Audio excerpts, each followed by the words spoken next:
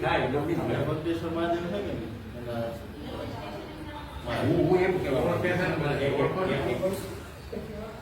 અત્યારે તમે એમ કહો કે ભાઈ તળાવ કૃષ્ણ બાપુ ને ફોન કર્યો બાપુ આમ છે આશ્રમમાં બધા અચાનક શું કરે પણ એ તળાવ ખોદાતું હતું ત્યારે વાસ્તવિકતા ને રજૂ કરીને એને ઉપાડવું જોઈએ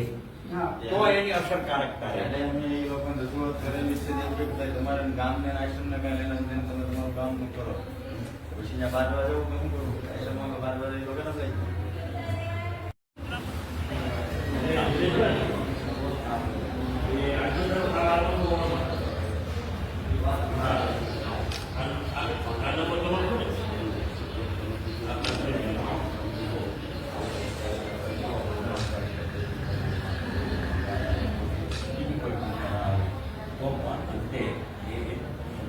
જળવાઈ નહીં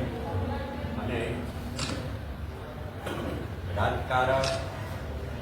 ધર્મકારણ આ બધા લોકો જે છે એ મૂળ જમીન તો સરકારની નથી કે